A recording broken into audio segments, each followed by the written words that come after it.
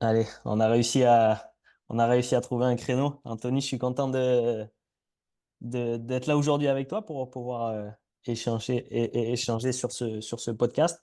Est-ce que tu peux te présenter au départ? Ben, merci à toi, plaisir partagé. Je m'appelle Anthony, j'habite à Bordeaux et au quotidien, mon métier, c'est préparateur mental, spécialisé dans le sport de haut niveau, avec une spécialisation sur les dimensions de l'entraînement neurocognitif. Ok, tu t'es spécialisé ça après ton cursus universitaire ou c'était déjà quelque chose qui t'intéressait et que tu voulais faire initialement? Alors de base, j'ai toujours été dans le sport, plutôt dans l'univers du foot, avec un parcours en centre de formation. Euh, j'ai arrêté mes études très tôt, je suis parti dans le monde du tourisme, notamment dans le monde le milieu du guidage, le guidage de voyage. Et ensuite, je me suis spécialisé dans le milieu du guidage de tourisme d'aventure et de tourisme polaire, d'expédition polaire. Et c'est là que j'ai fait ma rencontre avec les dimensions mentales, parce que c'est un univers qui ne laisse pas place à l'erreur. C'est un univers où tout doit être millimétré, contrôlé. Et j'ai découvert aussi des températures extrêmes, ce qui m'a permis de me rendre compte de beaucoup de choses sur ma psychologie et ma physiologie. Et pour mettre des mots dessus, sur une quête très personnelle au début, ben, je me suis cultivé, renseigné sur la psychologie, la physiologie, le fonctionnement du corps humain. Et le monde du mental s'est ouvert comme ça. Et puis, j'ai commencé à me former de manière très autodidacte. Et quand le Covid est arrivé, juste avant, j'avais débuté une école à Bordeaux de préparation mentale. Et avec l'effondrement du tourisme mondial, bah, j'ai switché de voie. Il n'y avait plus de guidage. Et donc, j'ai poursuivi dans la préparation mentale. Et petit à petit, j'ai enchaîné les formations et les certifications dans plein de sujets sur la performance. Et ça va faire maintenant 5 ans que je suis dans ce milieu-là. Mais la première porte d'entrée était une école de préparation mentale durant un an en présentiel. Et puis après, plein de certifications dans divers domaines. Ok. Là, pour essayer de bien comprendre les choses, même si on va creuser le sujet, c'est quoi la distinction entre, pour toi, l'aspect mental, enfin l'entraînement mental et l'entraînement cognitif? Est-ce qu'il y a une différence? Ouais. Euh, alors, selon ma définition et ma perception de mon métier, parce qu'on en pourra en reparler, vraiment, faire de l'entraînement cognitif, c'est une dimension assez jeune. Donc moi, je incorpore dans la préparation mentale. Pour moi, la préparation mentale, c'est accompagner un individu à trouver l'équilibre entre la performance et le bien-être. Pour l'aider à atteindre ces objectifs-là, on va utiliser des outils, des exercices, des concepts, des clés qui peuvent être issus du développement personnel, de la préparation mentale elle-même, de la psychologie du sport, pour travailler certaines capacités. On a des outils pour travailler les capacités émotionnelles. On a d'autres outils, par exemple, pour travailler les capacités attentionnelles. Et j'utilise l'entraînement neurocognitif pour travailler les capacités attentionnelles des personnes que j'ai en suivi. Mais là où l'entraînement cognitif est un véritable entraînement, il peut se substituer pour certaines personnes à la préparation mentale. J'ai des personnes qui viennent me voir que pour de l'entraînement cognitif, d'autres que pour de la préparation mentale. Donc voilà. Mais c'est une branche de l'entraînement mental sur le versant des capacités attentionnelles pour tout ce qui est la dimension de la résistance mentale et de l'endurance mentale. Euh, j'ai l'impression d'un œil extérieur que tout ce qui se réfère à cet entraînement mental, comme tu dis, a souvent tendance à être, alors c'est jamais du passif, mais quand on parle de concentration, Hmm. d'attention, voilà, de focalisation sur certains aspects, c'est différent de cet aspect cognitif où on le voit fleurir un peu partout maintenant. Ouais. C'est quelque chose de très actif où les athlètes et les coachs proposent des situations assez variées, souvent avec des outils technologiques. C'est ça qui différencie aussi les deux aspects? Ouais, le mot entraînement mental, il est très vaste. Méditer, c'est un entraînement mental. Hmm. Être actif sur le terrain, à faire des allers-retours et interagir avec des lumières, des plots lumineux, ça peut être aussi considéré comme de l'entraînement mental. C'est très vaste. L'entraînement mental, en fait, il est là au quotidien. Tout ce qui nous fait interagir avec notre quotidien et notre environnement peut s'apparenter à de l'entraînement mental. C'est comme le parallèle avec l'entraînement physique. Quand je vais marcher au quotidien, si je me balade en ville ou je me rends à mon travail, j'ai une dépense qui est là. Comment on trouve le passage entre juste la dépense et le véritable entraînement? C'est la méthode. Et aujourd'hui, de ce que l'on peut voir fleurir un petit peu partout, il n'y a pas de méthode réellement qui est mise en place pour avoir une progression. On a de la stimulation qui est là, mais de la progression et du véritable entraînement, uniquement les méthodes peuvent nous l'apporter. Et c'est pour ça qu'aujourd'hui, le mot entraînement mental, entraînement cognitif, neurotraining, c'est un petit peu utilisé à toutes les sauces. Il y a un côté très marketing à ça. Le neuro, c'est utilisé un peu à toutes les sauces. Quand on se rend compte, neuro, ça veut dire nerf, c'est le système nerveux. Donc, on est tous un peu des neurotraîneurs à notre manière. On touche tous au système nerveux. Euh, Ma vision des choses, c'est que je fais de l'entraînement neurocognitif.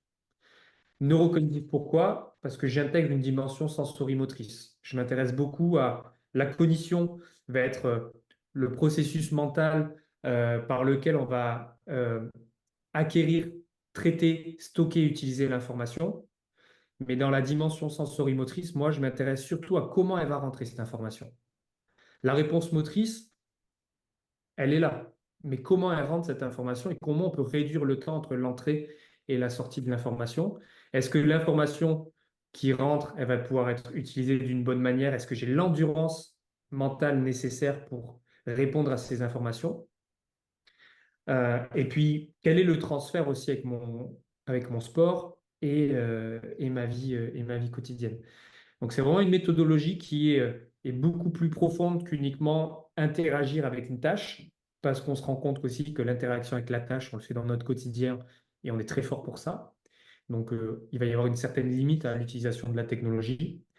Et ce que j'essaye de faire, c'est de me tenir à une méthodologie, pouvoir traquer de la progressivité et m'éloigner le plus possible de l'entraînement qui ressemblerait à de l'animation et voilà, j'allais dire du ludique, mais le ludique, il en faut. C'est très important dans certains cas. Mais oui, de la simple animation où je ne vais pas contrôler ce que je fais, je vais juste dire à la tête, bah, allez, 30 secondes, tu touches le plus rapidement possible des plots, par exemple. Mais j'ai commencé aussi par là. C'est-à-dire que c'est une méthode qui est assez jeune. On a peu de ressources avant que j'aille chercher ces ressources et que je me forme complètement, j'ai fait de cette animation-là où ça ressemblait un peu plus à du cirque, à acheter toutes les technologies qui sortaient sur le marché. Mais il fallait bien passer par là aussi. Ouais, évidemment. Ça me parle. Et tu parles de progression et de monitoring du coup, dans ce que tu fais. Et moi, je pense aussi au transfert du terrain. Mm. Les situations que tu mets en place, on se doute évidemment qu'elles sont réfléchies pour rendre l'athlète meilleur dans un aspect sur lequel il t'a contacté ou toi, tu as estimé qu'il fallait travailler dessus. Euh, la performance terrain, elle est difficile souvent à quantifier. Notamment, je parle sur un sport collectif comme le foot. Oui. L'athlète, si tu le rends meilleur sur tout cet aspect cognitif, comment peut-on réellement sûr qu'il va être meilleur sur le terrain? Et c'est sûrement plus simple de voir, toi, dans tes entraînements, ce que tu peux monitorer. Ouais. Euh, Moi, je mets la frontière avec la dimension technique et terrain. Euh, J'essaye le moins possible d'y mettre les mains parce que c'est pas mon univers. Par contre, je fais de grosses corrélations entre, oui, si on a fait un gros travail au niveau cognitif, et je vais arriver sur la méthode exacte après pour que ça soit plus clair, il y a un gros lien avec la capacité d'avoir progressé sur ces fonctions cognitives et aussi la dimension émotionnelle. Et c'est pour ça que je lis souvent les deux. Tu peux avoir fait une très belle programmation avec de belles progressions selon mes critères et selon mes tracking. Mais si au niveau émotionnel, c'est cata, mais cette utilisation-là, tu vas pas pouvoir en tirer tous les bénéfices. Et c'est pour ça que je lis énormément le travail émotionnel sur la résistance mentale, l'endurance mentale, là où ma méthodologie s'appelle, enfin, c'est pas la mienne, celle que j'utilise s'appelle le Brain Endurance Training, le travail d'endurance cérébrale grâce à la tâche cognitive pour acquérir une résistance mentale. Mais c'est hyper important aussi dans la résistance mentale de développer la personnalité et d'avoir les clés pour bien gérer ses émotions, pour pouvoir utiliser tout ce que l'on va faire après dans l'entraînement cognitif. La première chose que je vais m'assurer, c'est déjà l'impact qui va être dans la vie quotidienne. C'est qu'on se rend compte que certaines fois, la perception, c'est le transfert terrain, transfert terrain, transfert terrain. Mais le moment où tu es sur le terrain va être conditionné sur ce que tu as fait avant. Tu ne te lèves pas le matin et on ne te transporte pas dans un petit cocon et on te dépose sur le terrain. Tu as une interaction avec la vie et ton environnement depuis le moment où tu t'es levé. Et depuis le moment où tu t'es levé, tu vas dépenser de l'énergie attentionnelle dans toutes les tâches de ton quotidien. Et moi, mon métier, ça va être déjà, avant d'optimiser les capacités attentionnelles via l'entraînement neurocognitif, d'essayer de remarquer qu'est-ce qui va déjà polluer ton attention. Et c'est là où certaines fois, on est déjà trop dans la tâche, on est déjà trop dans l'entraînement qui est complexe à mettre des choses farfelues partout. Qu'est-ce qui pollue? Avant d'optimiser, dépolluons déjà, parce que notre quotidien a drastiquement changé depuis la nuit des temps. On a beaucoup plus de stimulation, beaucoup plus de perturbations, de notifications. Et donc déjà, dans notre routine, il y a beaucoup de choses à optimiser et à enlever pour revenir déjà à un équilibre et après mettre en place une optimisation. Et ce premier travail, il est ultra important parce que sinon, on va pédaler dans le vide. Et puis une fois qu'on a mis en place ce travail en endurance cérébrale, grâce aux tâches cognitives, on va remarquer dans notre quotidien euh, de meilleures facultés à traverser ces journées euh, avec moins de fatigue. Et si déjà on traverse ces journées avec moins de fatigue parce que notre endurance elle est meilleure, et bien lorsqu'on va avoir des tâches cognitives sur le terrain, de la perception, de la prise de décision, elles seront déjà de meilleure qualité. Mais il faut aussi s'assurer que est-ce qu'on arrive à bien l'apprendre, cette information? Mm. Est-ce que notre système visuel, c'est OK? Le système vestibulaire, est-ce que c'est OK? La coordination motrice, le contrôle moteur, tout ça, notre proprioception, tout ça, ça va être notre manière d'interagir aussi avec l'environnement. Donc, il y a un travail aussi à faire à ce niveau-là. Donc, de manière très concrète, j'accompagne un sportif, on va avoir une grosse phase d'audit où je vais vraiment observer sa manière d'interagir avec son quotidien, ses bonnes manières et ses mauvaises pratiques, et ensuite une évaluation. On a un test plutôt psychologique sur le versant de la préparation mentale, on a deux évaluations cognitives, on va faire un peu de neurologie fonctionnelle. Certaines fois, je vais tester certains réflexes archaïques. L'idée, c'est de récolter des indices et de pouvoir voir la personne que j'ai en face de moi, mieux la comprendre face à ses enjeux, face à son emploi du temps, face à ses objectifs aussi, pour pouvoir ensuite mettre en place une programmation. Et certaines fois, la programmation en endurance, en BET, elle arrive bien plus tard. C'est-à-dire qu'il y a tellement un chantier à faire avant, au niveau même émotionnel, au niveau de la personnalité, au niveau de l'humain, de l'individu, que l'entraînement pur va arriver bien après. Ouais, je comprends. C'est aussi pour ça que on dit souvent qu'on a à charge, nous, dans l'entraînement, les sportifs, que peu de temps dans la journée au final, Ouais. et que la majorité du travail, il va être invisible par les Mm. habitudes et tout ce qu'on va pouvoir transmettre de manière inconsciente, la confiance qui va pouvoir s'instaurer de saison en saison, et les habitudes que les athlètes vont pouvoir suivre. On se doute que effectivement sur l'aspect cognitif et mental, un joueur ou une joueuse qui a l'habitude de se coucher à 3 heures, 4 heures du matin, avec un mode de vie assez bancal, s'il y a des entraînements le matin ou même s'il y a des entraînements l'après-midi, selon ce qu'il va faire la journée, ça va être Hmm. forcément impacté. Donc, ce que tu nous dis, c'est que déjà, tu essaies d'observer ces biais-là et de lui faire adopter C'est, des bons c'est la repères. même chose. Ouais, c'est la même chose. Il y a beaucoup de parallèles à faire avec la science de l'entraînement physique. Moi, ma méthodologie, il y a le mot endurance. Donc, si on fait le parallèle avec l'endurance cardiaque, par exemple, ça va être la même chose. Si les bonnes pratiques, elles sont pas là, euh, mon entraînement, il va être rien s'il n'y a pas une bonne hydratation, un bon sommeil, une bonne nutrition, du mouvement. Si les piliers de la performance sont pas respectés, mais on va s'entraîner, allez, quand même dans le vide. C'est exactement pareil pour quelqu'un qui souhaite développer ses capacités cardiaques. Si à côté c'est catastrophique, ben, il va y avoir beaucoup de limitations. Et donc, ouais, c'est des gens dépolluent. Et dans l'environnement, dans la frénésie du quotidien, surtout pour les sportifs de haut niveau, euh, on se rend compte qu'il y a beaucoup de choses déjà optimisées qui amènent des fois un gain qui est énorme, hein, qui est vraiment énorme. Et là où l'entraînement après neurocognitif va être les 10, les 20% restants, quoi. Hmm.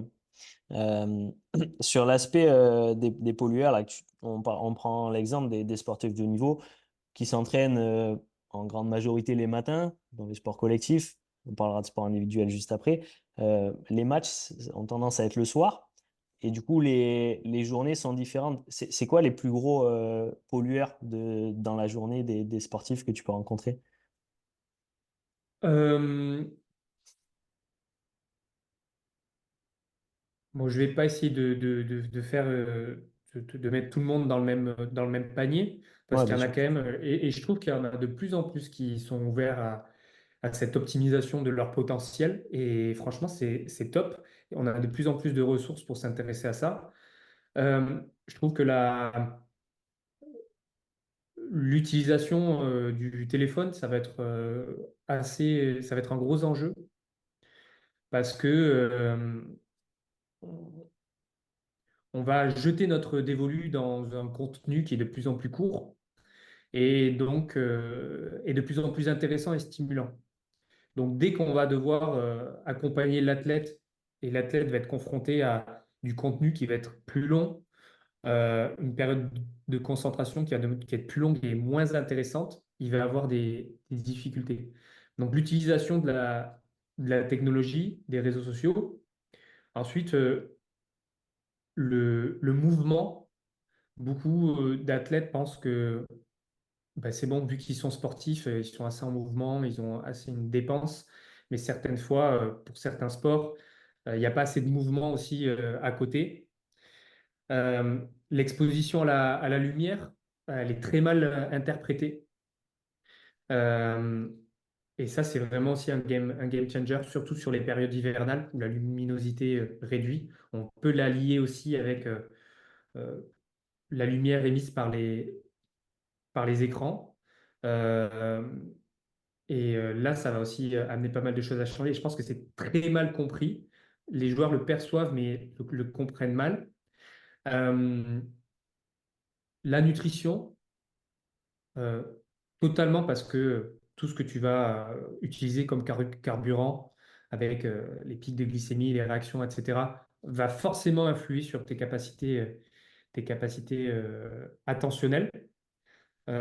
Et après, je m'intéresse aussi beaucoup bah, à l'entrée de cette information-là, notamment autour du système visuel, des capacités oculomotrices des athlètes, parce que tout ça, c'est des choses qui vont coûter aussi de l'énergie si elles sont mal optimisées. Ça, c'est pour rentrer dans le détail. Après, voilà, c'est tous les gros piliers de la performance, sur le sommeil aussi. Je ne l'ai même pas annoncé en premier parce que C'est c'est évident. la première dimension où on va aller. Il y a beaucoup de choses aussi à optimiser, mais tous les autres facteurs viennent alimenter ce gros bébé-là qui est le sommeil. Et souvent, on est très intéressé à comment on s'endort avec tous nos petits rituels, nos petites routines, nos compléments, mais plus important, c'est comment je me réveille. Et le comment je me réveille, il va influer sur le comment je m'endors. Et, euh, et ouais, je dirais que c'est ça, des pollutions, tout ce qui va être aussi autour des perturbateurs endocriniens, la qualité de l'eau que tu consommes, la qualité des aliments bruts que tu consommes. C'est des micro-détails, mais additionnés, c'est des choses qui vont aussi coûter de l'énergie. Donc, c'est très intéressant. Les chronotypes aussi, c'est intéressant. Euh, sur la nutrition, la manière de s'alimenter, tout le monde a des profils différents. Souvent, les joueurs et les athlètes ont des habitudes qui sont mises en place par les clubs, des routines qui sont mises en place par les clubs. Mais certaines fois, il peut y avoir plus de côté positif pour certains profils à, par exemple, ne pas manger le matin ou tourner plutôt sur les lipides que les glucides. Tous les profils sont différents et c'est pour ça que c'est intéressant d'ultra individualiser parce qu'au niveau de l'énergie, dès qu'on dépollue un peu ça et qu'on optimise, la sensation de traverser son quotidien est totalement différente, quoi. Mm. C'est marrant parce qu'au final, on parle tu utilises le terme de pollueur et on dit dépollu. Ça reste au final du bon sens. C'est des Hmm. choses qui sont arrivées dans notre environnement. Le téléphone qui n'était pas là il y a une trentaine d'années. Les différents types de lumière que Ouais, maintenant on a tous chez soi et qui peuvent voilà, perturber notre système. Et au niveau de nutrition, pareil, de plus en plus de produits transformés viennent ouais, affecter nos comportements et nos habitudes. Et ce circuit-là que tu évoquais de dopamine maintenant au niveau des réseaux sociaux, ouais, bah, on peut le retrouver dans le livre du pouvoir des habitudes où ça explique très bien en fait ce comportement de j'ai un signal qui arrive, j'ai besoin d'une récompense, du coup ouais, j'obtiens quelque chose totalement. et de plus en plus on a besoin d'alimenter ça parce que sinon on se retrouve dans un état bah, de manque, quoi, comme si on était Ouais. Et c'est pas grave parce qu'on n'a pas été éduqué à ça. Il y a vraiment on est une génération, ceux qui approchent, ceux qui ont la vingtaine, la trentaine installée, où plus petit, on n'avait pas non plus ces habitudes-là. On n'a pas eu les premiers téléphones. Donc nous, maintenant qui sommes accompagnants, on est dans on est dans une ère numérique. C'est l'ère dans laquelle on est, c'est l'ère du numérique. Donc il faut accompagner ces individus-là aux bonnes pratiques. Il y a un code de la route. Il devrait y avoir aussi un code de bonne utilisation de toute cette technologie-là. Bien sûr, c'est parce qu'on va rechercher la haute performance, mais même pour monsieur et madame tout le monde, il y a vraiment des changements qui sont là au quotidien sur tout ce qui va être le rythme circadien, etc., qui sont notables et on voit les effets assez rapidement. Tu l'as évoqué là tout à l'heure, tous les systèmes de signaux lumineux, comme on peut Oui. voir les BlazePod, les Witchy, Microgate, NeuroTracker. C'est quoi les limites qui peuvent être associées à ça, du coup, si on regarde juste uniquement c'est la tâche en question et qu'on doit vite cliquer sur des boutons? Alors, je trouve que c'est des outils qui sont déjà des technologies hyper avancées, des outils qui sont géniaux, parce qu'on a la possibilité de maîtriser une tâche à distance, d'y ajouter des réglages, d'y ajouter du temps, des répétitions. Donc, c'est un accompagnant formidable pour le coach.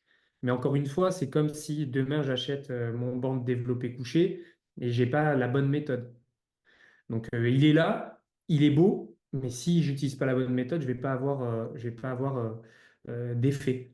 Et les marques qui fabriquent des fois le banc de développé couché, eux, ils sont bons dans, on va dire, le métal ou l'acier, les composants.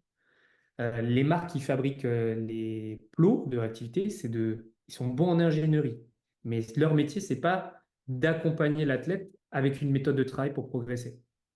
Et les marques comme nous vendent ces outils-là, si on utilise leur application comme elles sont amenées, il y a beaucoup de limites. Mais c'est comme tout, il y a des méthodes qui se développent. C'est une science, un entraînement qui est jeune. Les méthodes vont arriver pour l'instant. La seule méthode qui est validée scientifiquement, qui a des années de recherche, qui est en lien avec des universités et qui a un panel de sportifs, mais aussi dans le milieu de la santé, de l'armée et du spatial, c'est la méthode du docteur Marc Aura, de l'Université de Kent, qui a développé le BT, le Brain Endurance Training. donc l'entraînement d'endurance cérébrale. Le problème avec les outils technologiques aujourd'hui, c'est que certains sont limités dans les tâches. C'est que si on prend l'univers des plots, généralement, c'est un témoin lumineux qui est affiché. On peut avoir une variation sur l'input, donc quand le témoin va s'allumer, le délai, le temps qui va rester allumé. Et nous, on doit émettre une réponse par rapport à cet input-là. Ça va avoir des limites très rapides dans notre capacité à progresser parce que c'est pas assez difficile. Il va y avoir des grandes règles pour avoir des progressions en entraînement neurocognitif. Ça va être de maîtriser la durée, comme un entraînement classique. Ça, les technologies peuvent. De maîtriser la difficulté. Ça, certaines technologies peuvent, mais en même temps, maîtriser la difficulté quand c'est juste une lumière qui s'allume, dans la variabilité qu'on va avoir, c'est quand même assez réduit. Trois, c'est la variabilité des stimuli. Donc, avoir autant des tâches visuelles que des tâches auditives, avoir aussi des tâches où on doit répondre avec du mouvement, ajouter une Ouais. dimension kinesthésique, euh, pour stimuler tous les récepteurs sensoriels. Euh, et le quatrième, ça va être de prendre tout ça et d'avoir une vraie méthode pour périodiser. Et c'est là où certains ont certains points et d'autres non. La plupart, c'est la variabilité des tâches qui est complexe. Si c'est juste un témoin lumineux qui s'affiche, au début, oui, l'athlète va progresser. Il va progresser dans sa fréquence gestuelle, dans sa capacité à effectuer une réponse motrice avec toute la dimension biomécanique de tendre le bras, etc. Il va s'améliorer sur ça parce que c'est nouveau. Mais on est tellement des super ordinateurs que cognitivement, il va rien qui va se passer. Et c'est réfléchir au pourquoi. Pourquoi j'ai besoin de faire interagir l'athlète que j'accompagne sur un témoin lumineux, alors que dans sa vie aussi, il interagit avec son quotidien et il y a plein de similitudes avec les tâches du quotidien qui sont des fois plus difficiles que des plus lumineux ou qui sont aussi la même chose. Par contre, ce qui peut être intéressant, c'est est-ce que ce témoin lumineux-là, si je le laisse une certaine durée et que c'est dans la durée que se fait la difficulté. Donc, que l'athlète, pendant 10 minutes, il est face à une tâche qui est cognitive et qu'au bout de 3 minutes, il perd son attention, il en a marre et qu'il doit tenir jusqu'à 10 minutes. Il va produire une force mentale, une résistance mentale pour tenir 10 minutes. Là, ça devient déjà plus intéressant. Et là, on travaille en endurance attentionnelle. Parce que lui, dans sa tête, il va partir dans tous les sens, il va avoir des pensées négatives, mais il est face à une tâche cognitive. Cette tâche, elle est longue, donc on est dans de l'endurance. Et là, déjà, c'est plus intéressant. On est beaucoup sur le spectre, tout le monde jure beaucoup sur euh, le temps de réaction, le temps de réaction, le temps de réaction. C'est pas le plus intéressant parce que dans plein de domaines, le temps de réaction, il va être aussi à mettre en parallèle avec une dimension biomécanique. C'est pour ça que dans les outils que j'utilise, j'essaye de comprendre aussi la dimension biomécanique de est-ce que là, l'athlète doit faire des petits pas avant d'aller chercher le témoin ou tendre le bras avant d'aller chercher le témoin. Le logiciel que j'utilise au quotidien, c'est une tablette où on a les pouces à moins d'un centimètre de l'écran pour être uniquement focalisé sur la tâche cognitive et pas avoir des gains juste parce que tu sais avoir une fréquence gestuelle plus rapide que celui qui est à côté de toi. Et peut-être que celui qui est à côté de toi, ses capacités cognitives sont meilleures, mais tu es moins bon parce que tu tends le bras de manière moins précise ou moins rapide. Mais dans une certaine mesure, aussi dans certains sports, le fait d'être précis à tendre son bras, et d'être bien coordonné et être actif, c'est intéressant pour tout ce qui va être situé dans l'ABC du mouvement, donc la coordination, l'équilibre et la précision. Ok. Effectivement, tu parles de que tout est interrelié et ça me fait penser à un ancien épisode que j'ai enregistré avec Mélissa Musso là, qui fait sa thèse sur l'entraînement psychologique d'ailleurs, l'entraînement mental et les difficultés de, au cours d'un épreuve, enfin, d'un effort physique notamment. Elle avait fait Ouais, un test à l'époque sur un protocole de 100 km pour essayer avec plusieurs profils de s'adapter, enfin, de travaillé à ce niveau du record du monde du 100 km et elle m'avait expliqué en fait l'élément le plus corrélé à leurs résultats finaux était que ceux qui étaient allés le plus loin dans l'effort étaient ceux qui avaient un profil psychologique de lutter contre la douleur, enfin du moins, là, voilà, Ouais, comme tu dis, l'endurance psychologique les plus élevés. C'est des tests ouais, que tu utilises aussi, toi? ouais. En fait, dans l'audit qu'on va faire dans la phase de testing, on va questionner déjà l'athlète sur ses compétences de base. Et en fait, c'est cette capacité-là à tenir et à avoir une énorme résistance. Elle peut être des fois innée, elle peut être des fois due à un parcours de vie, à des expériences passées, ou certaines fois, elle reste à développer, et on peut la développer chez chaque individu, et on peut la développer grâce à des outils. Et l'entraînement neurocognitif est clairement un outil pour développer cette résistance mentale face à des situations qui sont compliquées. Et c'est pour ça que dans ces situations-là difficiles, ben, ta capacité à gérer tes émotions, c'est ultra important.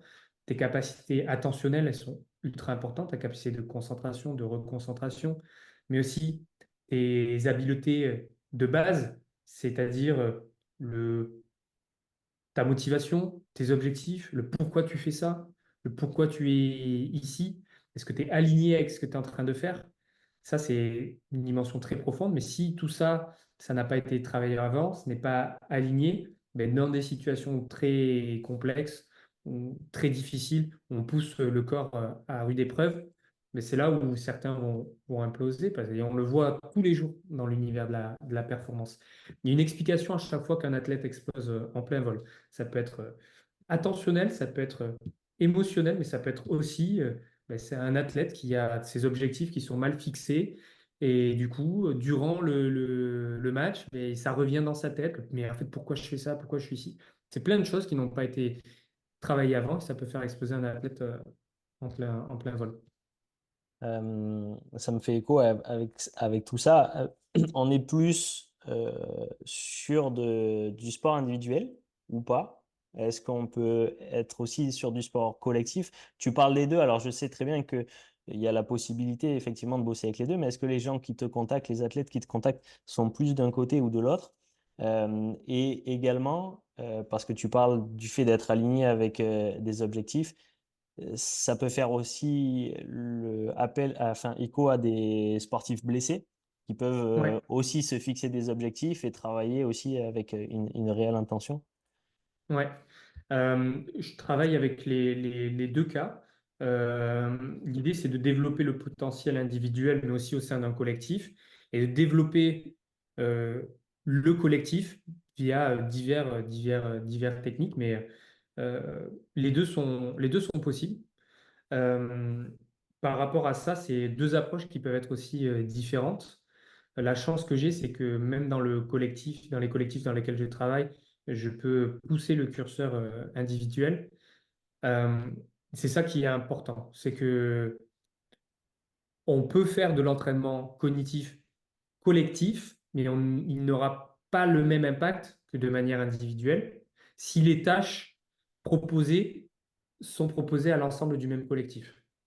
Si les tâches sont individuelles mais qu'on fait un travail collectif, là, c'est OK. Et il y a beaucoup de protocoles qui sont là pour lier la fatigue physique avec les tâches cognitives que l'on va mettre. Et là, c'est hyper intéressant parce que tu peux mettre en place des circuits training où il y a des passages sur des ergomètres et après, il y a des passages sur du cognitif. Ou alors, tu fais ton cognitif pendant que tu es sur ton watt bike. Tu mesures au fur et à mesure de la fatigue physique qui s'installe, comment il interagit face à ces tâches cognitives.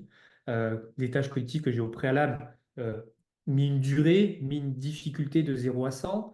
On a des tâches qui sont plus sur les aspects de la mémorisation, d'autres plus sur les aspects de la prise de décision, d'autres plus sur les aspects de l'inhibition, donc la gestion avec l'ajout de distracteurs.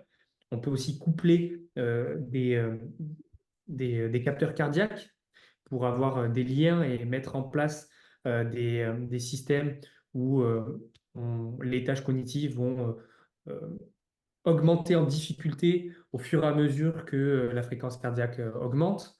Et tout ça, c'est des modes qui peuvent, au sein d'un entraînement collectif, amener énormément de choses sur les dimensions aussi de la cohésion. C'est intéressant de voir quand tu mets en place des systèmes de récompense euh, par le système de cohésion, donc un joueur qui va encourager l'autre joueur, est-ce que ça a une incidence sur déjà peut-être même sa variabilité cardiaque, sur sa capacité de répondre à des tâches cognitives, sur sa précision? Tout ça, c'est hyper intéressant à interpréter. Je parle de notion de récompense. J'ai la capacité aussi de plus ou moins récompenser l'athlète. Et ça, c'est ultra, ultra important. On ne va pas vivre le même exercice quand à chaque bonne réponse, on est récompensé juste d'un petit pouce vert, que si à chaque réponse, on ne sait pas si on a mis une bonne réponse. On ne va pas réagir de pareil si à chaque mauvaise réponse, on a un bruit qui est catastrophique, qui est difficile à entendre, un gros buzzer qui te frustre, que si je fais des mauvaises réponses, il se passe rien. Et tout ça, c'est hyper intéressant parce que on le voit, ce qui amène à l'athlète aussi à imploser, il y a cette gestion de la frustration, on revient avec la capacité émotionnelle. Mais là aussi, le collectif peut avoir une influence dans la capacité que tu as à gérer ta frustration. Donc, les exercices en collectif sont ultra, ultra intéressants. Et puis, j'essaie toujours dans la manière que j'ai d'aborder le groupe, d'inclure le staff, le prépa physique, qui va, comment on peut collaborer ensemble pour, durant la séance, on doit ajouter de la fatigue, que ça colle aussi avec sa périodisation qu'il a mise en place. Des dimensions, on doit travailler un travail cognitif pour inclure. En fait, la dimension cognitive, c'est aussi une fatigue. C'est ça qui est intéressant. C'est un Mm. stresseur. Mm. Donc, on avait le stress métabolique, physique, tissulaire. On a un nouveau stresseur qui est là, il est cognitif. Donc, on peut l'utiliser pour plein de choses, même sur les dimensions techniques avec les coachs. Et c'est là où c'est ultra, ultra intéressant. On peut faire plein de choses. Ah, c'est hyper intéressant. Tu parlais du coup du lien que tu avais parfois avec les prépas en club. Souvent, alors selon les stratégies de planification, ça dépend du moment et du contexte, hein. Et effectivement, je parle dans la globalité, mais on fait parfois un travail athlétique en début de séance parce qu'on cherche de la fraîcheur. Parfois, l'objectif, c'est de le faire à la fin. Euh, Est-ce que c'est les mêmes stratégies de planification selon le contexte, selon les sports que tu peux avoir à faire avec l'entraînement cognitif? Il y a beaucoup de communication à faire avec les prépas parce que souvent, certains ne maîtrisent pas cette dimension-là et peuvent avoir aussi un peu de réticence. Euh, Parce que moi, je viens aussi ajouter une charge de travail, donc une fatigue et un stress. Le but du stress que j'ajoute, c'est qu'il soit parfaitement équilibré, qu'il soit assez difficile, pas trop difficile, pas non plus invisible, parce que sinon il n'y aura pas d'effet, pour qu'il y ait une adaptation. C'est exactement le principe de la surcharge progressive qu'on peut avoir à ajouter petit à petit des poids de plus en plus lourds, avec une phase de déload et deux manières de pouvoir périodiser, soit une surcharge qui est plutôt progressive, jusqu'à un moment où on va faire un déload, soit plutôt une vision ondulatoire. Ça va dépendre aussi du sport et du calendrier. Moi, là où je vais pouvoir équilibrer ces stress-là, ça va être d'une part la dimension du calendrier, deuxième part la planification du prépa, avec tous les indices que je peux avoir, notamment sur les prises de données wellness, etc. Les prises de données au quotidien sur les états de forme. Donc, certaines fois, quand il y a des applications type MyCoach, etc., c'est une mine d'or pour moi parce que ça me permet de mettre en place la la parfaite dose de travail. Après, il y a une dimension euh, plus athlétique, comme tu l'as dit, où là, selon la vision et la politique entre guillemets du club ou du prépa physique, je vais pas pouvoir mettre en place certaines choses ou au contraire, je vais mettre en place certaines choses. Pour l'instant, je reste évasif, mais je rentrerai dans les détails après pour donner les dimensions. Ensuite, euh,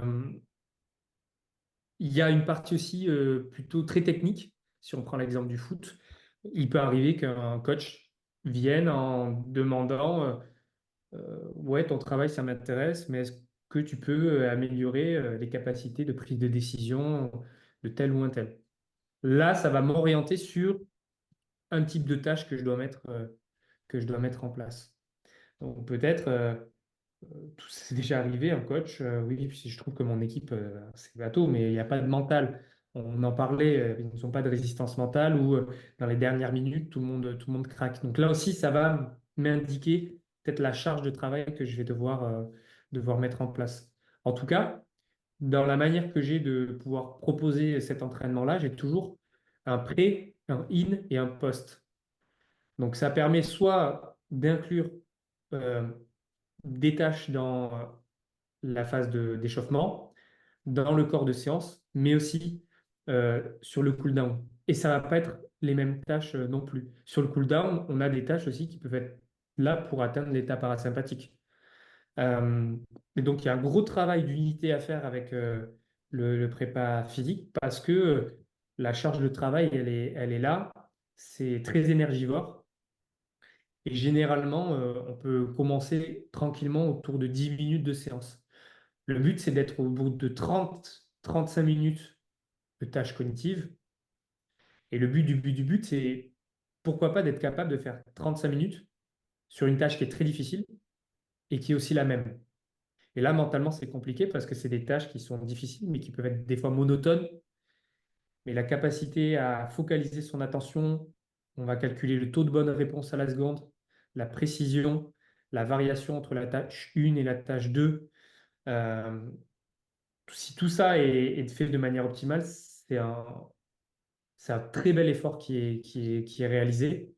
Et certaines fois, quand on commence ce type d'entraînement-là, on se rend compte de, ah oui, quand même, c'est pas si simple que l'on ne le pense. Hmm. Ouais, et ça va pas se sous-estimer parce que ça peut être difficile ou de percevoir vraiment la quantification d'effort qui peut être perçu par l'athlète. Et j'imagine Ouais, que comme tout effort physique ou comme tout effort de manière générale est perçu différemment selon les individus. Mais pour le coach, pour le staff, cette année, ça me fait penser à ça parce que au club, là, je travaillais avec un stagiaire, la Baptiste. Je lui fais un petit coucou. On avait fait une revue de littérature. C'était lui qui l'avait fait, une revue sur la fatigue mentale. ok. Euh, et c'est quelque chose qui est souvent présent au cours de la saison, qui peut affecter soit une partie du groupe, soit une équipe en général par rapport à tout le contexte de la saison, par rapport à ce qu'elle vit. Et ça peut affecter la performance dans son ensemble, Ouais. mais c'est beaucoup plus difficilement quantifiable, cette fatigue mentale Et c'est là où je vais rebondir sur ça parce que on les a, les outils maintenant. Et c'est des outils que j'utilise au quotidien. Je parlais de données wellness sur des très simples de 0 à 10, prendre des données sur le sommeil, etc. Euh, sur la même vision que le RPE, en entraînement neurocognitif, avec cette méthode-là, on va utiliser le RME, le rating mental effort, le RMF, rating mental fatigue. Je vais aussi pouvoir mettre des exercices de PVT qui sont euh, des je cherche le terme en anglais, le psychomotor vigilance test, qui sont des tests qui durent soit 3 minutes ou 5 minutes. Et sur une durée de 3 minutes à 5 minutes, on va évaluer la fatigue mentale de réponse à une tâche. Les PVT, c'est les mêmes tests qui étaient utilisés pour le code de la route. À l'époque, on a la sécurité routière, pardon. À l'époque, on arrêtait des voitures sur le bas-côté, on leur faisait passer un test où il y avait une tâche et on devait y répondre. Et en fonction d'une moyenne de réactivité, on pouvait dire qu'il y avait une fatigue qui était déjà accrue et donc on demandait à la personne de patienter sur le côté. Et le PVT, je le mets à chaque fois parce que ça me permet de voir l'état à l'entrée et l'état à la sortie. Et en fonction d'un temps de réaction en millisecondes, ça peut me permettre de voir dans quel état il arrive, mon athlète, sa charge, sa fatigue mentale avant de faire l'entraînement et l'impact qu'a eu cet entraînement-là sur l'athlète. Après, on utilise des VASF, Visual Analog Scan Fatigue, qui est aussi des questionnaires, plus aussi sur le côté psyché-émotionnel, sur l'énervement, la frustration, le stress que ça a demandé, etc. Et après, moi, je combine avec aussi sur les récepteurs sensoriels. Est-ce qu'il y a eu des difficultés à bouger les yeux? Est-ce qu'il y a eu de la fatigue visuelle, etc. Et tout ça, en fait, ça permet aussi de donner des informations au staff quand ils sont, enfin, quoi qu'il arrive, je le fais à chaque fois, mais encore plus pour ceux qui sont peut-être un peu frileux ou réticents ou qui ne connaissent pas cette manière-là de s'entraîner. Et ça, plus les wellness, plus le RPE qu'on va avoir sur toutes les données aussi de la fatigue que va récolter le staff, à la fin de l'année, sur 12 mois, on a des informations qui sont ultra intéressantes parce qu'on peut faire des corrélations avec le type de match, le type de déplacement, ce que l'athlète a vécu lui-même par rapport à telle ou telle relation dans le club, est-ce qu'il a été titulaire, pas titulaire, etc. Et tu peux faire des liens avec plein de choses. Et c'est vraiment du pain béni pour travailler sur les saisons d'après, ou aussi pour déceler une problématique à un moment clé, parce que certaines fois, au niveau émotionnel, les athlètes ne peuvent pas avoir la lucidité nécessaire ou les ressources nécessaires de traduire quelque chose. Par contre, au niveau nerveux attentionnel, on voit qu'il y a une problématique. On voit que ça s'effondre, et donc peut-être que ça s'effondre parce qu'il se passe quelque chose aussi dans la vie privée. Ouais, ben, merci pour ta réponse parce que c'est très clair et tu as répondu à plusieurs interrogations que je voulais te poser juste après. Donc, c'est top. Merci pour cette réponse. Et effectivement, ce suivi longitudinal, c'est ce que je me disais. Mais Ouais, tu y as répondu du coup parce que tu évoquais aussi la fréquence. Et effectivement, si c'est un test qu'on fait une fois par mois, c'est pas aussi précis que si on le fait toutes les semaines. C'est pas encore plus ouais, précis si on le fait tous les jours. Et je me dis que s'il y a des tendances, si on est amené à jouer une fois par semaine ou une fois tous les 10 jours dans les clubs amateurs et qu'on joue une fois tous les 3 jours quand on est en compétition européenne, c'est pas la même fatigue et j'imagine ouais. qu'il doit y avoir des trajectoires assez intéressantes sur une saison, quoi, sur des pics de match. Ouais, et c'est là où le lien avec la gestion des émotions et aussi même un peu la vie privée, elle est dominante. Parce que même tout le monde peut le ressentir dans le quotidien. Quand tu as une charge mentale parce que tu t'es, je sais pas, embrouillé avec ton conjoint, ta conjointe, et bien, tu dois te concentrer sur un travail à faire sur le PC ou n'importe quoi, mais dans ta tête, tu penses et tu n'arrives pas à être focus. Mm. Et c'est pareil, quand tu vois que l'athlète n'arrive pas à être focus sur sa tâche cognitive qui lui est demandée, c'est que, il y a quelque chose qui l'accapare. Qu'est-ce qui est ce quelque chose? C'est que le disque dur, il est trop rempli et donc il va falloir le vider. Ok, bah c'est top. Et du coup, est-ce que tu fais aussi des entretiens comme ça en dehors du travail cognitif, comme le font parfois enfin souvent les préparateurs mentaux pour discuter avec les joueurs en dehors Ouais, vraiment tout de le cet aspect temps. cognitif? Ouais. Ouais. Honnêtement, c'est vraiment 50-50. Bon, je dirais plus, c'est 100% de mon travail, j'inclus le cognitif et la préparation mentale. J'ai de base un cursus en préparation mentale et après, je me suis spécialisé dans l'entraînement cognitif. Mais au quotidien, j'ai des entretiens avec les athlètes, je communique au quotidien avec eux. Dans les programmations qu'on a en place, on a des gros bilans tous les mois. Tous les 3 mois, on va repasser toute la phase d'évaluation. Euh, je traque beaucoup de choses, même si la préparation mentale peut paraître abstrait sur certaines thématiques, on peut quantifier certaines choses grâce à des questionnaires. Ça reste des auto-évaluations, donc il faut s'assurer que la personne qu'on a en face de nous, elle est lucide, parce que sinon elle va se surévaluer ou se sous-évaluer.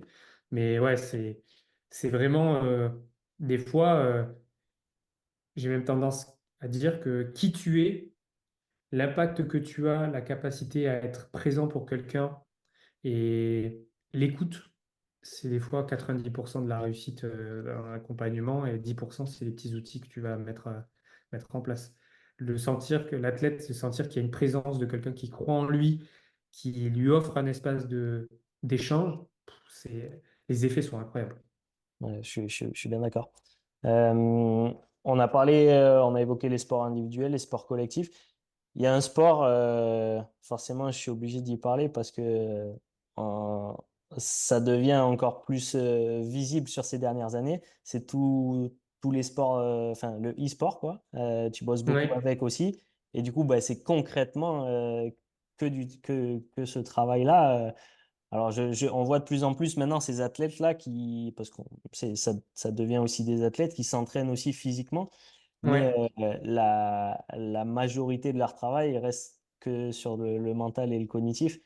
Qu'est-ce que tu peux dire en retour d'expérience sur ces athlètes-là? C'est vraiment la chance que j'ai dans mon métier de pouvoir, ouais, en 2 jours, être avec des joueurs pros qui sont dans le gaming et le lendemain me retrouver avec un pilote sur un circuit et après accompagner des footballeurs. Et j'aime beaucoup cette diversité de profils et c'est ce qui me plaît aussi au quotidien. Et ça me permet aussi de voir les différences qu'ils ont entre eux. Moi, on ne me demande pas d'être un professionnel dans toutes les dimensions techniques d'un sport ou de l'e-sport, c'est pas mon métier, mais de comprendre l'humain. Sur l'e-sport, je suis arrivé dedans, j'ai très peu de connaissances dans ce milieu-là, sur leurs jeux en tout cas. Euh, Par contre, j'ai découvert un univers qui est incroyable, qui est ultra suivi, où il y a beaucoup de concurrence, où il y a beaucoup de parallèles à faire aussi avec, par exemple, le foot à très haut niveau, où les charges d'entraînement, elles sont énormes, voire des fois même, c'est les plus grosses charges d'entraînement que j'ai pu voir dans le haut niveau. Euh, mais le parallèle et le paradoxe, c'est que c'est les individus en moins bonne santé que j'ai vus. Et donc, c'est là où tout le travail de fond, c'est que quand j'accompagne un athlète, l'idée, c'est de le tester pour voir est-ce qu'il est en déséquilibre ou en équilibre. S'il est équilibré, on va pouvoir plus facilement monter. S'il est en déséquilibre, il faut déjà l'amener à un état d'équilibre et d'homéostasie. S'il n'est pas équilibré, je ne vais pas pouvoir le perturber avec des stresseurs et qui s'adapte à ces stresseurs et qui progresse. Donc déjà, souvent avec eux, c'est de remonter, remonter, remonter la pente sur tous les niveaux avant de pouvoir mettre en place un travail qui est efficient. Sachant que le temps disponible, il est des fois réduit parce qu'ils ont beaucoup de temps d'entraînement. Euh, Ils se couchent pas tôt, ils se lèvent pas tôt non plus. Et il y a beaucoup enfin, de croyances limitantes dans ce milieu-là, dont si je loupe 1 heure d'entraînement, 10 minutes d'entraînement, je perds un peu mes facultés, quoi. Entre faire ton travail cognitif et m'entraîner, je vais m'entraîner. Il faut tout le temps que je m'entraîne, je m'entraîne, je m'entraîne, je m'entraîne, je m'entraîne. Aussi très aussi asiatique, avec cette culture de l'excellence et de la répétition qu'ils peuvent avoir, parce qu'aujourd'hui, c'est l'idée par la Corée, un peu aussi les États-Unis, mais très sur la Corée avec ce système de répétition. Les Coréens, émotionnellement, on leur demande pas ce qu'ils ressentent. Par contre, s'ils ont du temps, tu utilises ce temps-là pour t'entraîner. Et donc, ça déteint un peu aussi sur le système français. Euh, et après, des croyances limitantes comme à partir de 21 ou 22, 23, 24 jusqu'à 25, ça commence à être chaud au niveau cognitif. Tu perds tes facultés. Donc, à 25 ans, on te bench. Notamment sur Fortnite où j'étais vraiment sur les fesses de voir que à 19 ans, tu as ton pic de forme et après, tu commences à décliner cognitivement, quoi. Des a priori comme ça. On va dire, mais c'est D'accord. pas possible. C'est pas possible. Et donc, oui, ils sont bons sur leurs tâches cognitives. Par contre, certains, et je ne mets pas tout le monde dans le même sac, euh, sont tellement isolés à jouer, jouer, jouer, jouer, jouer, jouer, se couper de leur quotidien, se couper de leur autre répertoire gestuel. Donc, ils vont pas explorer un autre répertoire gestuel que leur pattern, clavier, souris ou manette, qui fait que quand la tâche cognitive elle va sortir du contexte, eh ben, ça va s'effondrer. Ça va être très compliqué. Mauvaise précision, mauvaise coordination. euh, et du coup, ben, faut déjà remonter la pente. Donc, des fois, c'est très intéressant de leur faire des choses que l'on peut faire. C'est pas méchant ce que je vais dire, mais à des enfants en développement moteur. De la motricité fine, de la coordination, de la précision parce que en fait, ils sont que dans un schéma. Par contre, dans leur schéma, c'est les meilleurs. Et quand il y a trop de demandes au niveau du répertoire gestuel qu'ils n'ont pas l'habitude de faire, c'est compliqué. C'est compliqué. C'est pas une majorité, donc il y a tout ce développement-là que j'appelle sur l'ABC du mouvement, sur la coordination, sur l'équilibre, sur la précision, sur le toucher des textures, etc., sur la proprioception qui est très intéressant. Euh, Après aussi au niveau visuel, c'est compliqué. Alors moi je reste à ma place, je suis pas orthoptiste. Par contre, j'ai la sensation que beaucoup d'athlètes ne se font pas bilanter par des orthoptistes parce que soit les clubs ne proposent pas ou c'est pas connu non plus. Donc s'il n'y a pas un peu des garde-fous pour faire des testings de base, pour déceler certaines choses, ben, les athlètes vont passer à côté de possibles rééducations. Donc je pense que ça peut rentrer dans mon cadre de faire des testings que je maîtrise pour avoir des observables. Et au niveau visuel, oui, il y a des difficultés d'accommodation, des difficultés de convergence qui sont aussi à rééduquer après par l'orthoptiste parce que ça va générer de la fatigue parce que derrière les yeux, il y a des muscles. Et tout muscle qui ne se mouvoie pas, qui n'a pas une bonne mobilité, va bouger, mais l'articulation, entre guillemets, c'est comme si elle est un peu rouillée, elle va demander plus d'énergie à se mouvoir. Euh, mais c'est un univers qui est vraiment incroyable. Sur l'endurance, ça dépend aussi les temps de jeu. On a des jeux où il y a des micro-pauses, où des fois, c'est le menu qui s'affiche, ou alors il y a le coach qui fait une pause. Il y a d'autres jeux où il n'y a jamais de pause. Donc vraiment, il y a des jeux où c'est très explosif tout le temps, tout le temps, tout le temps, tout le temps, donc ultra énergivore. D'autres où c'est plus sur de l'endurance. Et donc en fonction des types de jeux, on va aussi mettre en place une programmation qui est différente. Tous nos RME, RMF, etc. vont être ultra intéressants. Euh, le but, c'est d'en faire des athlètes. Donc, c'est pour ça que, en tout cas, dans le club où je suis, il y a une dimension physique et nutritionnelle. Euh, mais il y a beaucoup de travail parce que, pour moi, je pensais que dans cet univers-là, je voyais ça très loin. C'était très bien brandé, il y avait beaucoup de marketing et je voyais ça comme des usines à gaz, quoi. Et en fait, pas du tout, quoi. C'est très archaïque. Donc, il y a tout à faire, mais j'ai vraiment espoir et c'est un univers qui est vraiment top. Et pour ceux qui doutent que c'est du sport, oui, ça l'est. Ça l'est vraiment. Les dépenses sont énormes. C'est fou, quoi.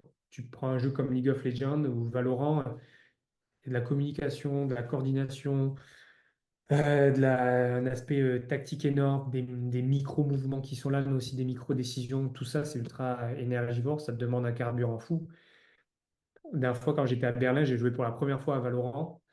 J'ai même pas tenu 45 minutes, j'étais explosé, quoi. Bon, il y a l'apprentissage, je savais pas jouer, mais c'est très, très énergivore, quoi.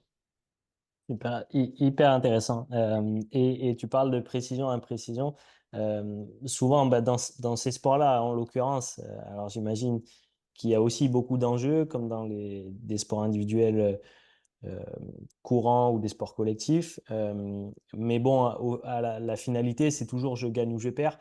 Euh, Ouais, Ce qui peut être parfois dépassé dans les sports mécaniques, tu en parlais tout à l'heure, où là, ça peut être beaucoup plus dangereux que je gagne ou je perds. Il peut ouais. y avoir cette notion de danger et les émotions sont aussi à prendre en compte. Est-ce que tu arrives à pousser le curseur un peu plus loin encore sur ces sportifs de sport mécanique qui, je sais pas, en activation, se sentent obligés de faire ça pour leur trajectoire de course ou pour les décisions qu'ils vont prendre. Est-ce qu'il y a une différence? Ouais. Ouais, ce qui est bien, c'est que la chance qu'on a sur les pilotes, j'ai travaillé avec pilote moto, jet ski et là actuellement avec pilote de voiture chez Porsche, c'est que les circuits ne changent pas, donc ça on maîtrise. Et les durées que tu vas mettre à faire un tour euh, à Ouais, quelques dixièmes, ça devrait être les mêmes. ouais. Donc ça change pas. Donc c'est hyper intéressant parce que on peut travailler mentalement vraiment autour de ça pour de l'automatisation et faire place à de l'instinct. Je travaille beaucoup en imagerie mentale sur de la visualisation de circuits, visualiser son tour.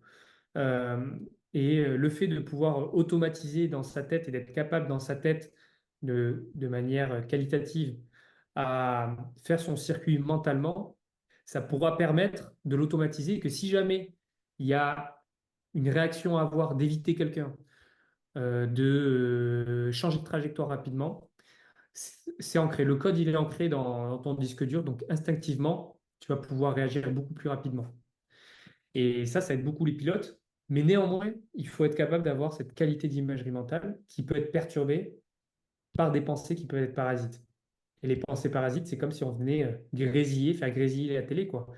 Et les pensées parasites, instinctivement, elles sont toujours plus négatives. L'être humain est fait comme ça. Ah, je vais pas y arriver, aujourd'hui je me sens pas bien, je suis fatigué, etc. Et s'il y a ces pensées-là, mais la qualité d'imagerie et de pouvoir faire son circuit dans sa tête, ça va être compliqué. Donc il y a aussi un travail à faire autour des émotions et des pensées parasites. Et ce qui est intéressant, c'est qu'aussi au niveau cognitif, on peut travailler sur la durée que va demander une course, quoi. Et j'aime beaucoup travailler sur les routines, notamment les routines d'activation. Et c'est très intéressant parce que chaque pilote a une routine d'activation différente. Et, euh, et là aussi, où je trouve que certains pilotes ont une grosse dimension d'activation physique. Euh, et ben, par exemple, le pilote avec qui je travaille, ça va être très minime, cette dimension d'activation physique, parce que, et des fois je ne saurais l'expliquer, ça ne lui convient pas non plus, il se sent pas bien dans son siège ou déjà trop fatigué. Peut-être qu'émotionnellement, c'est quelqu'un qui va énormément puiser à contrôler ses émotions. Donc de rajouter une grosse fatigue aussi, ça va le limiter. Beaucoup d'activation aussi du système visuel. Et là, par exemple, euh, c'est marrant sur les activations, j'ai deux manières de procéder. Soit je procède avec mon application d'entraînement cognitif et on fait une série d'exercices, donc de manière digitale, numérique, avec la tablette. Soit certains, en fait, le fait d'être sur tablette et d'avoir leurs scores qui sont affichés, par exemple, de voir s'ils réussissent quelque chose ou s'ils réussissent pas, ça les met dans un mauvais mindset. Ils se disent, purée, je suis moins réactif, je le sens, je le vois sur l'écran. Ça veut dire qu'aujourd'hui, j'y suis pas. Donc, en fait, on enlève cette dimension numérique, on fait pas d'entraînement cognitif et on va partir dans quelque chose de plus ludique, de plus archaïque, mais qui fonctionne aussi, que beaucoup de monde font. On va prendre une balle, donc une balle avec des picots, et on va se faire des lancers de balles, un peu de coordination, un peu de jonglage. Il y a zéro méthodologie de travail d'endurance derrière ça. Il n'y a aucune data qui est récoltée. Mais dans le processus d'activation vraiment hyper proche du match, c'est pas grave parce que ce qu'on recherche, c'est du ludique et ça va être du mouvement. Tandis que d'autres, s'ils n'ont pas leur tablette avec marqué activation, exercice pré, in et post avant de passer, ça leur va pas, quoi. Ouais, mais ça reste aussi le côté humain avec les habitudes que chacun apprécie. Et si la personne a réussi à trouver ce qui lui convient et dans laquelle il est performante, Mm. on a vu des vidéos de top athlètes dans des sports américains, au basket ou autres, qui s'étirent pendant des C'est dizaines de ça. minutes. On sait très bien aujourd'hui que c'est, disons, contre-performant, enfin, voilà, sur les efforts explosifs. Mais bon, ces athlètes Mais trouvent le c'est leur contraire. petit truc, hein. Certaines fois, tu en as Exactement. un qui va, s'il n'a pas son petit pain avec le Nutella à la collation avant le match, ça va pas. Mais c'est son truc. Il y a aussi beaucoup de sacrifices qui sont faits. C'est si tu l'enlèves, peut-être que il performera plus, quoi. Ouais. Et il faut leur laisser certaines choses. Le côté ludique est ultra intéressant pour le sportif blessé parce que il est sorti d'un système de compétition, donc ça va lui faire aussi, il va prendre du plaisir. Le côté aussi de pouvoir le récompenser dans ces moments-là, c'est ultra important. Et le côté de l'entraînement cognitif dans le sportif blessé permet d'une manière de lui permettre une autre porte d'entrée vers une compétition alors qu'il en est sorti. Donc c'est ça qui est intéressant et j'espère que ça va arriver aussi de plus en plus chez les kinés, dans les centres de rééducation. Super. Bah, écoute, Anthony, on a fait un tour assez complet, hein, franchement. Merci pour tout le Merci à temps que toi. tu m'as accordé pour répondre à toutes ces questions. Est-ce que tu as, avant de se quitter, un nom ou un corps de métier à me conseiller pour une prochaine interview, voilà, un sujet qui pourrait être intéressant pour, voilà, à aborder dans le podcast? Ouais, j'en ai. Alors, je peux t'en donner deux. Avec plaisir. Je pensais aux deux en même temps. Alors, il y a une personne avec qui je travaille dans l'univers du basket, qui est un préparateur physique et coach technique basket, euh, qui, euh, qui s'appelle In the Zone Lab, Samuel. Je t'enverrai son compte ensuite, qui est spécialisé dans l'univers du basket et c'est très intéressant parce que c'est un univers aussi qui sort du monde du foot, avec aussi des manières d'aborder et d'accompagner l'athlète totalement différentes. Et il se rapproche beaucoup plus du coach perso. Pour moi, c'est l'un des numéros un coach perso à la NBA qu'on va avoir, le coach de performance individuelle qui va être là à accompagner l'athlète. Et ensuite, en deuxième, il y a Pierre Groslo, qui est un thérapeute à Bordeaux qui fait de la thérapie manuelle via le mouvement en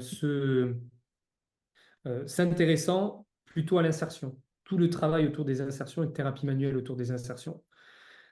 C'est quelqu'un qui a déjà manipulé les athlètes que j'accompagne. Il est sur Bordeaux et je me fais manipuler par lui. J'ai jamais autant souffert dans des séances. Mais une vision très biomécanique, ultra intéressante. Et c'est ultra innovant ce qu'il fait. Il forme à sa propre méthode, qui est une méthode issue, une méthode allemande, très peu aussi connue aujourd'hui en France. Donc, il communique beaucoup sur les réseaux pour éduquer par rapport à ça.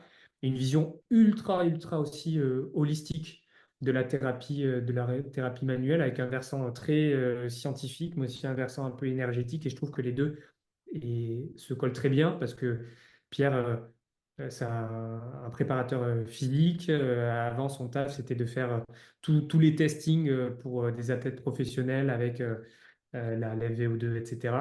Et il est parti sur le versant de la thérapie euh, manuelle avec une technique qui est méconnue et qui est ultra pertinente. Donc, ça serait les deux et deux prépa physique. Deux bonnes idées Ouais, qui m'en donnent l'eau à la bouche. Franchement, ça a l'air hyper intéressant. Donc, je lancerai les invitations. Tu m'enverras ouais, les coordonnées en privé. avec plaisir. Merci à toi. Ben, merci beaucoup. Merci pour ce temps.